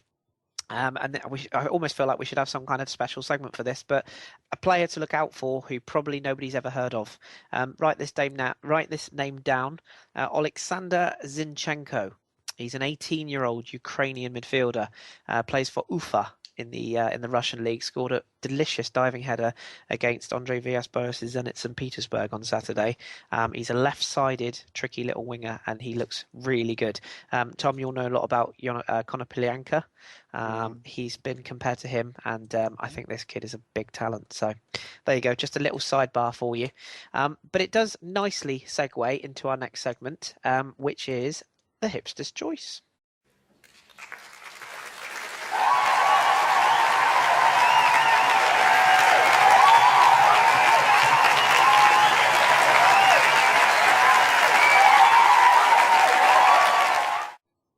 Right then, this week's Hipster's Choice. Now, usually, or I say usually, the past few weeks we've done quite a lot of younger players. This week we're going to go slightly older. We're going to go for a 24-year-old, and that man is Leicester City's N'Golo Kante. Now, N'Golo Kante was born on the 29th of March, 1991, as I said, making him 24. He was born in Paris, France. He's of Malian descent. There we go. So many different pronunciations. Of Malian descent, but he is indeed French by nationality of choice of team to play for. He's 5'6" or 5'6.5", which is the same as me, and he's 148 pounds heavy. Certainly not the same as me. He currently plays for Leicester City, wearing number 14 shirt as a central midfielder, and he wears the Adidas X15 boots. So what do we know about Kante? Well, he was a product of US Boulogne, the French team based in the sort of the French Championnat National youth division. That was in the third tier of French football. That's where he kind of made his name. And he made his Ligue 2 debut for Boulogne on the 18th of May in 2012. So quite a long time ago. Certainly given by his name.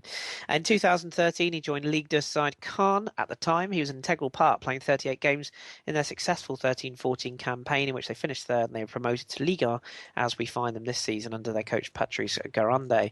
On August the 3rd, he joined Leicester City, the English Premier League side, table toppers, on a 4-year contract for around €8 million, and he was signed by the incoming manager at the time, Claudio Ranieri. He scored his first goal and his only goal to date for the Foxes against Watford in a 2-1 win. And it's reported that Leicester's head of recruitment, Steve Walsh, came to Ranieri about the midfielder, who wasn't particularly keen on him. He didn't really feel that he thought he was a bit too diminutive for the league, but he's since forced Ranieri to change his opinion. And he now thinks that Kante can turn into Leicester's version of Claude Makelele. So very, very high praise there. He's an energetic player. He's able to move around the pitch quickly. He can play sort of the wide positions as well as the holding midfield. He closes down opponents and he likes to get his foot in. And he's sort of very much a tackle and an intercepting machine.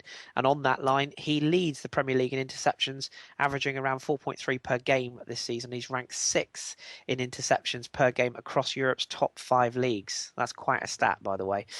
He's also ranked 5th, tied with Cedric Suarez of Southampton in the Premier League, averaging for the most tackles in the game, 3.8. Apparently, and he's tied 16th for tackles per game across Europe's top 5 leagues again. So some really good stats. Just a couple of quotes to finish on. This is a quote from Claudio Ranieri. He said he's fantastic because he reads the situation very well. He attracts the ball and he's very smart and very fast in his movement. He can be a favourite not only for the fans but for his teammates. When we all watch the video of him chasing the ball, everyone says wow. And also Danny Murphy speaking on last weekend's Match of the Day programme, where indeed he set up one of the goals for Riyad Mahrez. He described him as absolutely phenomenal, been brilliant all season, but because of the way the other two play, i.e. Vardy and Mahrez, he's gone under the radar, but he's good at all aspects of midfield play. And he's also got the tenacity and willingness to get after people and win the ball back. He's crucial when you've got those attacking players around you. So he's definitely gonna wheedle his way into our hipsters choice. I just want to get some very brief thoughts from who shall I? I'm going to pick on one of you, John. I'm going to pick on you. Why not? What's your thoughts on Kante? And the main question I have for you: do you think he's going to end up at a quote unquote bigger club than Leicester? I was actually going to steal the quote that you gave from Danny Murphy because I saw him highlighting him in a game where someone scores a hat trick. He actually pulled out Kante's performance and said that he was probably really the man of the match. Um, he really seems to have it all, and every game I've seen him, he's got better, and he's adapted to the league very well. He's picked it up quickly, and he's improving game on game. The one bonus that Leicester have got is maybe the fact that he is going a little bit under the radar, and that Vardy and Mahrez are probably the two more likely to be picked out of that team at the moment.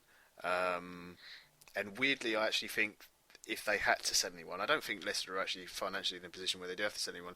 I think if they did, losing them would probably hurt the team less than losing someone like Kante. I think he's that important for their side and the way they play, which I think is sort of the best praise you can give a player, really, especially a midfield player.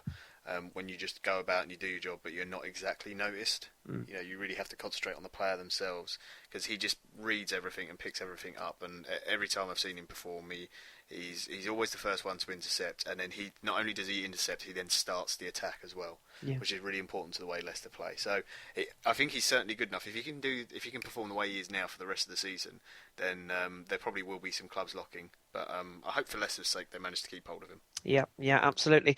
So that's our hipsters choice this week. A big thank you to Kelly, as always, for her research and hard work and getting those bits and bobs together for us. And there you go, Tom. There's another one for you to pop in your FIFA team for this week as well. Yeah, absolutely. As always, have a look at our. We will tweet, of course, a picture and a couple of stats of this week's hipsters choice, and any more info that you want, just give us a shout, and we will we'll have a look round for you, see if we can find some more bits and bobs for you. Right, okay, hipsters choice done. Let's now move on to this week's team of the week.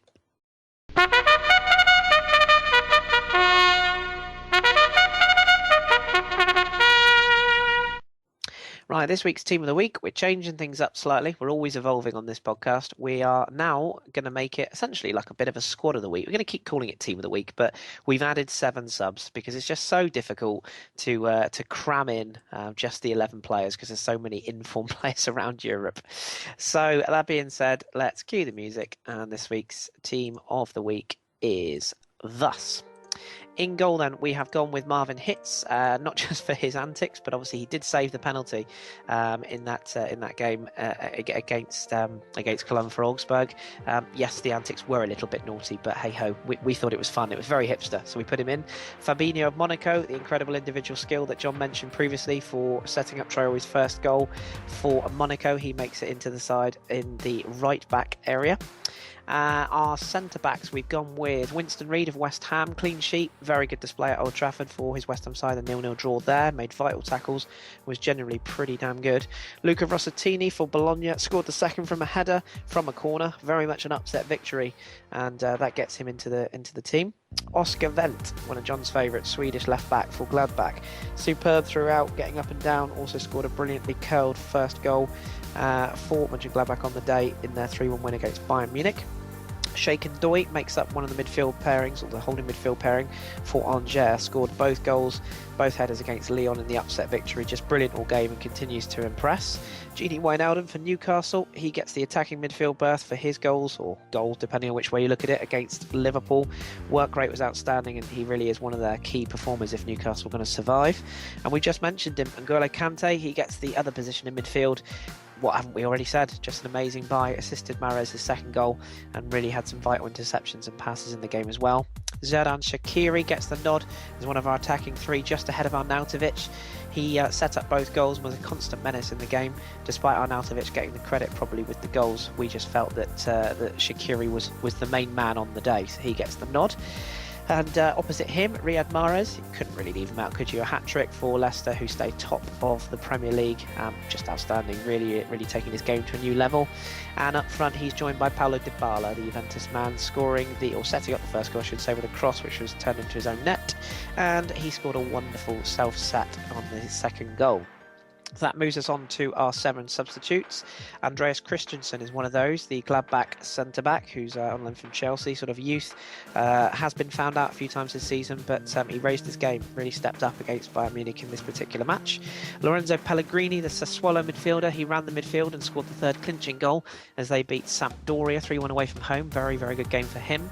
Henrik Mkhitaryan, also there, Dortmund, assisted both goals as well as a crucial goal line clearance that Drew mentioned earlier on in his Bundesliga roundup, so he makes the bench as well, as does another Bundesliga boy, Jairo Sampiero from Mainz, scored the first 2, I should say, and assisted the third as Mainz won 3-1 at Hamburg.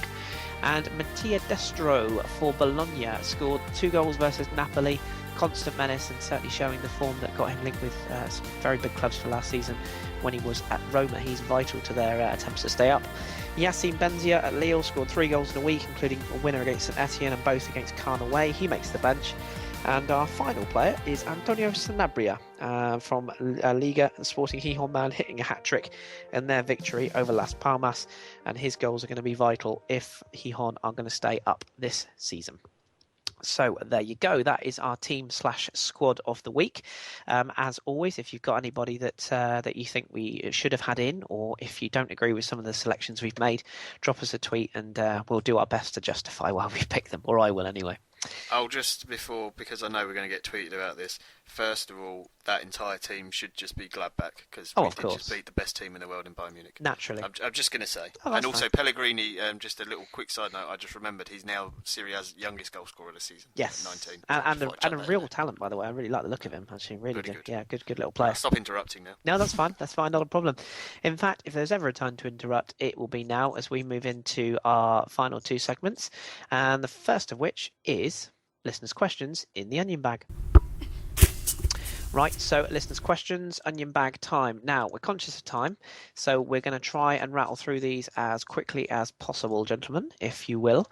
So let's get straight to them. We've had a couple of really good questions this week. Drew, I'm going to come to you first of all, and it's a question on Philip Koku's PSV, and it comes from Cesiz Biri, and he says, PSV in the Champions League, despite the sales, or Champions League positions, and indeed the Champions League still, despite the sales of Depay, Wijnaldum, and Oscar Hilmark. What do you make of Koku, and have you been impressed?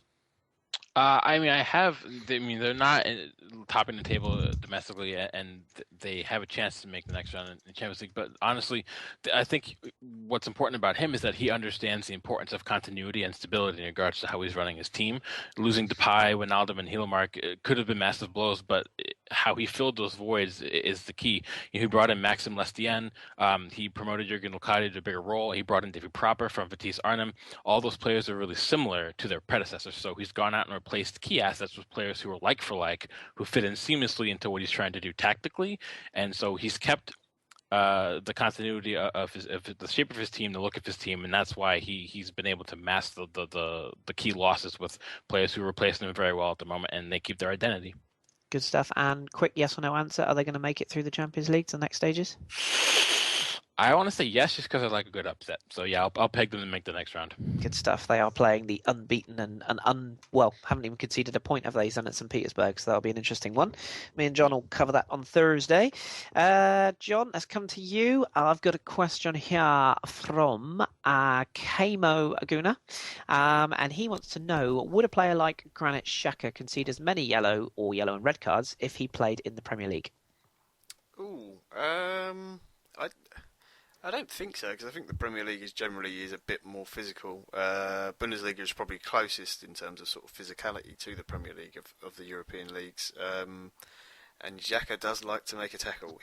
This season he's actually calmed down a little bit. He did lose his head in one game where he gave away a penalty, and that was the Seville match. But I think there was generally a bit of bad blood feeling from the first leg in the group. Obviously, and that's in Europe as well, where it is a lot easier to get booked for decisions.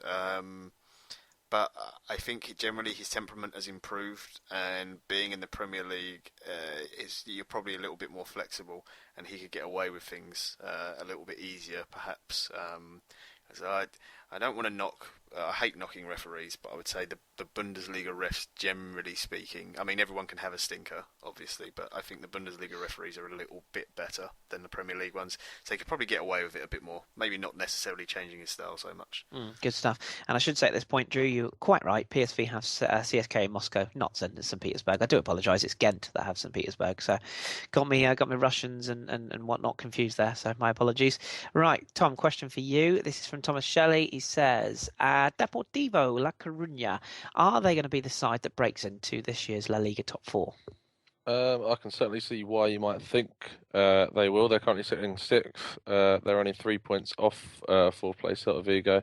They're doing well at the moment. They're certainly an informed side. They've won 3 and drawn 3 of the last 6 matches. So it's a good way to be going in. The only problem is that now that Valencia look to be on a bit of a turnaround, especially with a new coach coming in, a good result against Barcelona, and they're only 2 points behind Deportivo as well. And Deportivo go away to Barcelona in the next match, the table could be very different by Christmas time. But they certainly will be up there. I'm impressed with their form. The main reason they're doing so well is definitely because of their striker, Lucas Perez. He's got 10 goals in 14 matches. And also their goalkeeper, Lux, the Argentinian. He's definitely been a steady man in that team, and certainly keeping them the clean sheets that they've been famously getting. Yeah, I still remember the days back when they played Monaco in that mental semi-final. Days of Diego Tristan. Remember him? Oh, yes. I do indeed. Good stuff. Okay, quick question for me. Another one from Sassis. He says, PSG's front three has an average age of 32, Ibra, Cavani and Lucas. Will they need to strengthen at some point? Really quick answer for you here, Sassis. Yes, and they will. 99% sure they will strengthen because they've got lots of money. And I don't think it will be completely unlikely to see a certain number 7 jersey going to a certain Portuguese superstar who likes the tanning bed quite a lot next season. That's my theory. I'm sticking to it. I think Mr. Ronaldo will end up in Paris next season. I think Zlatan will move on, probably to the MLS, which will probably see PSG go out and either spend some money on somebody to partner Ronaldo, or if not, they might well get somebody just to do a job for a season before they make another unique signing the season after. So, yep, in short, I think they will spend some money, and they definitely need to. Another question here for Drew. Thomas Shelley again. Bayern lost in capital letters. What does this mean for Pep? And there's kind of a sub-question, kind of links into Tom, but says, can Gary Neville wake the former giant that is Valencia? So we'll do Drew and then quickly to Tom afterwards. I don't think it means anything. I think in a match, in a season that runs 34 matches, you're going to lose. And someone brought up on the pod in the previous episode if we thought Bayern would go undefeated. We all said no. And then this just shows it. Injuries happen. A poor showing happens. It's just going to happen. It's almost impossible to go undefeated in a top league these days in world football. So as for Pep, it doesn't really mean anything. I'm sure they're still going to go out and win the league. I don't know if they'll win Champions League, but that's another debate for another time. As for him, there's a lot of links linking him to a move away from the club this summer. This result has nothing to do with that. I think his mind's already been made up previously, and then we'll figure out what that decision is come the summer. So he's doing just fine for now. So yeah, nothing to be worried about for him. Good. I think just quickly on the Pep thing, I'm pretty sure that they said they're having talks and it will be explained in the winter break. Yes. Whether he's staying or not. Yep. That's the announcement to come. I'm sure I read that. Yeah, and there are differing opinions from differing people about different. Some people think thoughts. he's going to go. Some people think he's solidified to stay. So we'll see how it goes. Yeah. Good stuff. And Tom, just briefly, Gary Neville, Valencia, bit of a shock. What do you think? Is he the right man for 6 months or whatever the contract is? I am well and truly and rather cowardly staying on the fence about this one. It's really unpredictable how it could go. I mean, the result they got against Barcelona, as I've mentioned before, was excellent, and you can't really contribute that to Gary Neville in any way. So you don't really know how they're going to respond when his coaching starts, which he had his first session today, I think it was. Yes. I saw much going on about Valencia on Twitter, talking about the new training session and stuff. 3,000 came to watch it, didn't they? Yeah, 3,000 locals. I don't blame him. It's certainly an exciting appointment, and it's more of like he's got it at least to the end of the season. It's sort of they haven't got anything to lose with it really. They're in such a poor position in the league. They've been dreadful all season. So really, the only way is up or catastrophically down. But I really can't see that happening. So I don't want to make a prediction on how they're going to get on with him because it's so unpredictable and how an unexperienced manager might do. But I wish the guy well because I like Valencia and I hope he can get him that fourth place. Yeah, we'll put you on Nev watch as of now. So there you go, you've been warned. Another one here from Mark Fine. Quick one, kind of for me / Drew. So I'll get your thoughts, Drew. Mark wants to know. It's a very difficult question, Mark, and we'll probably cover this in more depth on a live pod. But he says, what point do you see MLS ever becoming the quality of the European leagues? And what do you see needed to make that happen? Now, I'll simply say at this point, I don't ever see it becoming top 5 European leagues. I do think it can get maybe level with the sort of the lesser leagues around Europe, maybe I hate to say it, sort of Scottish Premier League Championship, maybe. I have my own theories on why. Coaching, I think, is a massive thing. Not signing players that are massively past it, just coming in for inflative wages, it's probably not going to help. Drew, do you want to just briefly add to that? I mean, the quality is not there, and it's not going to be there by bringing in former European greats who are 33, 34-year-olds plus. You're going to have to develop your own homegrown talent. And I actually just reading an article earlier about how the MLS hasn't really had a good crop of homegrown stars playing in its ranks since 2001. That's not the way to build a brand. Just in my personal view, everyone loves to see Thierry Henry and Pirlo and David Villa and all of them come into the league, and that builds fans. That doesn't build the quality of the league, because those players aren't around long enough to help those players around them grow as footballers themselves. So you need to be better at youth production and your own pipelines. You need to that's where it needs to come in. And you brought up an excellent point about coaching. The quality of coaching in the league is pretty substandard in my opinion. So there's a lot of things that need to happen. Can it happen? It'll never be the quality of the Bundesliga or Liga or the ones we talk about. Could it get to like you said, the Scottish League, the Croatian League, maybe that level? But for me, it's a long way off if it'll ever happen at all. Yeah, and of course the fact that it will never be the US's major number one sport is definitely going to hinder that potentially happening as well. So yeah, I'm scared for Drew for any Scottish listeners now. Yeah. Compared that league to the Croatian league. I think it's probably fair. I think even our Scots would probably agree. But it sounds like nobody else, and it's just a tier system. Yeah. But yeah. It is, yeah. Congratulations to Timbers, though. Jolly on. Better than the fire. Moving on. Quick question from PG Nez. He says, what has Juninho actually done to make him the fans' favourite, and the media darling, potentially to replace Herbert Fournier at Lyon? It's a really difficult question, if I'm honest, PG, but what I will say is Juninho Pernambucano, as he's less widely known, he really was a superstar at Lyon. He played between 2001 and 2009. He made 248 appearances. He scored 75 goals.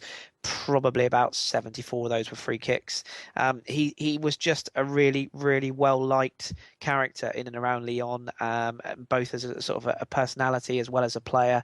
Kind of reminds me a lot of what Gilberto Silva did with Arsenal in those days. He went largely sort of under the radar, but he had that odd game where you just went, wow, he's a really integral part to this season. He was very, very, very, very good at assisting other players and very selfless in that. And I think that's probably why he's so highly thought of, and he was back at the Gerland this weekend in its final ever game actually for Lyon in their home defeat at Angers, because they moved to their new stadium now, and I think that sparked the rumours about him potentially coming back because he's got a very close relationship with Jean-Michel Aulas. So yes, watch this space, but in my opinion, he has done quite a lot to make him potentially a legend there. Right, okay, we got 2 more questions. Let's get through these very quickly, but still giving good answers if we can, guys. Drew, I'm going to give this one to you. Stuttgart question for you. Says he says Stuttgart were 2007 Bundesliga champions. They're now fighting relegation and selling their best players. What on earth happened? Well, for me, it's simple. It's a lack of stability. They've had 10 managers since they won the league in 2007. And since their last top six finish, which was in the 2011-2012 season, they've had 6 different personalities at the helm. So that'll never spell success until they weather the storm under one man and try to let the one man build on it after it's been stabilized. They'll only continue to get worse and maybe even get relegated. So stability, we can all agree to some extent, at least, that stability is a massive part of football, whether it's managerially, your first team, the board, whatever have you. But especially when it comes to management, you can't sort of try to build anything or at least rescue something if you don't give someone time to do anything about it. We've seen instances of that happen in England as well, or all over the world. But instances of stability, as say Arsene Wenger at Arsenal, the best way to get through a torrid time and build on something after you get through that torrid time is with putting faith in one person, not 7. So until that happens, they're going to be going further down. That's just my opinion, obviously. And again, it's another one we can go into more depth over the live pods in the future when we do over the Christmas period. We'll come into that a bit more depth. Final question, Tom. I'm going to give this one to you because it's kind of just a generic question which anyone can answer. So, this is from Adil Sheikh, who I apologise, Adil. We missed a question of last week, so I wanted to make sure we got it this week. He says, with PSG and Bayern running away with their leagues and probably winning their respective leagues by January/February, will the lack of actual competitiveness in the later stages of the campaign hinder their chances in the Champions League? And the reason I've given this to you is because not only those two far away in their leagues, but there's also the argument that Real and Barcelona have similar in La Liga. So what do you make of that? I personally disagree with the point that it might hinder their Champions League run. Bayern have always in the last few years dominated that league, bar the Dortmund winning that title. And is it ever really stopped them getting far in the tournament? No, they've always been in finals and semi-finals or winning it. And you compare that to PSG. PSG are definitely a team that have been improving over the years, even though they've been winning the French title. And they went out to Chelsea last year, and they're gradually improving on the position they get in the Champions League. I don't feel that the lack of competition really hinders it. If anything, it allows more chance for rotation, more chance for resting and recuperation and trying out players and even helping their youth system come through by giving their prospects more chances to play, because they are actually good enough around the quality players they have in the squad to get further in that league and then go on to play in the Champions League or whatever. Looking at the Spanish league in terms of that, Barcelona and Real Madrid have always been up there and winning finals and getting to semi-finals. So for me, the lack of competition doesn't really do anything to hinder chances in the Champions League. Good stuff. Thank you for that. Okay, there's one final bit of business to attend to, but just before I get to that, I want to give a big nudge to Aldrian CG, friend of the show, who sent me a very quick piece of information to read just with regards to Mexico, and I've put it in listeners' questions because it was a late entry, so I've shuffled it in, and it's just to put you up to speed with what happened in Mexico. And he said the first semi-final was played between Pumas and America. Pumas won the first game 3-0 against 9-man America. On the second, 9-man America won 3-1, and you can guess Pumas played beyond awful. Second semi-final, Toluca Tigres 0-0 first game before yesterday. That included the 0-0 that they'd played at 5 playoff games, and only one goal had been scored. And not a good omen towards the second game, but Tigres managed to score 2 yesterday. Second, thanks to an assist by Andre Pierre Gignac, who, by the way, not played his best. Maybe it's the altitude. It was 2,663 meters above sea level. Wow. And in the regular season, Tigres played Pumas. Pumas won 1-0, and as I said, they've already played in the final of the year 77-78, won by Tigres. So the final now is Pumas against Tigres. So Pumas against Tigers. Hey, and that will be played this week. So there you go. So thank you very much, Adrian. That's really appreciated just to give us in touch with Mexico. Right then, before we shoot off, we will just have enough time to give this week's Hipsters handshakes.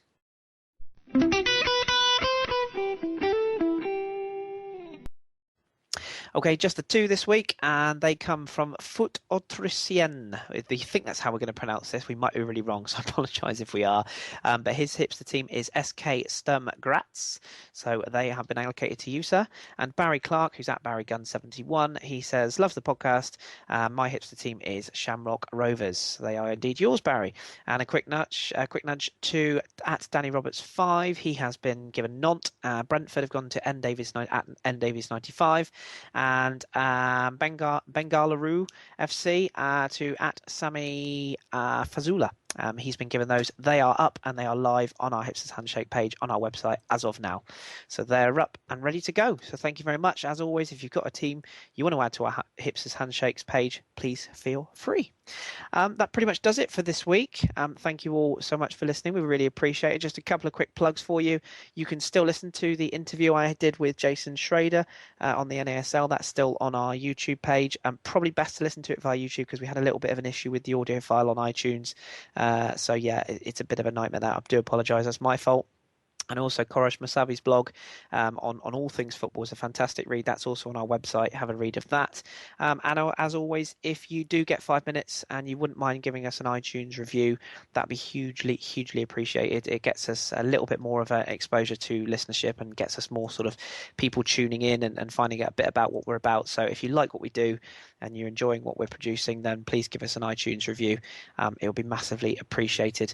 But that's pretty much it from us for this week. Tom, very, very briefly, you just want to give us a quick plug on something that's coming up, not this Thursday, but next Thursday? Yes, on Monday night, I think it was, we conducted, not Monday night, it was completed last week. We conducted Friday. Friday. We conducted an interview, me and Kris, mostly me, he just sort of sat on the side. Conducted an interview with Austrian expert Tim Armitage. It was very interesting, especially for me being a Salzburg fan. And seeing as the Satchel will be out this Thursday, next Thursday, we will have interview section like we did with Jason Schrader, and that will be up. Yes, indeed. Yes, as I say, Thursday week that will go live. So, and also, Drew, you're working on a blog. Well, I think you've actually finished, haven't you? And that's going to go up fairly soon. Hopefully, if we can, we're going to try and get that for you tomorrow. Just give the listeners a quick heads up on what that's about. Well, as you said before the last pod, it's looking at the rise of the Belgian national team in comparison to how the Dutch are now struggling post World Cup 2014. So yeah. Good stuff, good stuff. And yeah, we will be posting that. We wanted to give Koroshes a week for people to read through, but Drew's will be going up this week, so look out for that. And finally, myself and John will be back on Thursday with a Satchel edition, which is, again, a whistle-stop tour of all things Champions League and Europa League, and that should go live on Friday. Right, that is it. Promise, nothing more to say. As always, keep your beard strong and your glasses trendy. My thanks very much to John. Cheers, Kris. My thanks to Tom. No problem. And my thanks to Drew. Thanks, guys.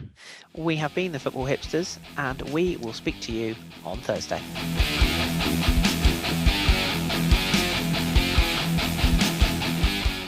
Thanks for downloading and choosing the Football Hipsters podcast. Remember, you can follow us at the FH Podcast on Twitter or our website www.footballhipsterspodcast.co.uk. You can also follow us on Twitter individually at AFCFreddy8 for me, Kris. Or for Danny, it's at @the_GFP. For John, it's at JWelsh84. For Tom, it's at TCanton94. For Drew, it's at AFCBVB1410. For Jake, it's at JakeArsenal1.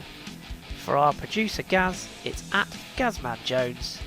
And for our researcher Kelly, it's at Kelly_Mayor. We'll speak to you next week.